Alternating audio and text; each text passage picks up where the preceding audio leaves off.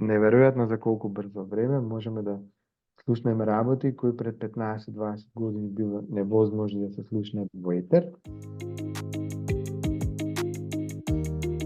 Денеска вие имате нешто што во последните 10-15 години, особено по америчките избори кога победи Доналд Трамп и претходно, е еден тренд. Неколку политичари покажаа дека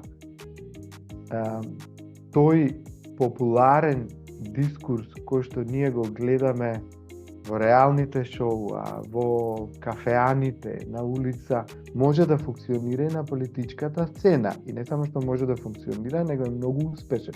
Затоа што тоа е политички наратив кој што луѓето лесно го разбираат, лесно го варат и почнуваат да се навлекуваат на тоа. Мислат дека начинот на кој што зборуваат на клупа пред продавничка со пиво е вистинскиот дискурс.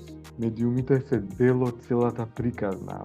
Медиумите функционира кога е нешто шокантно, кога е нешто негативно. Како во хорор филмовите. Знаете, сега хорор филмовите ве плашат, одвратни ви сте и не може да сватите зошто сакате да ги гледате.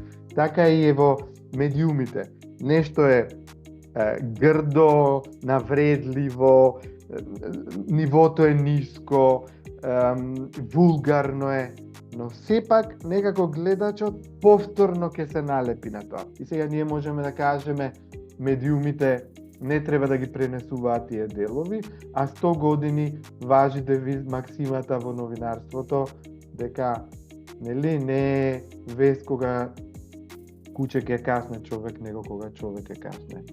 Без доколку се сметаат себе си како професионални медиуми, кои што играат важна улога во демократските процеси на една држава, не треба да им даваат простор на таквите вулгарни наративи, да ги избегнуваат и во ситуации кога можат да ги осудуваат.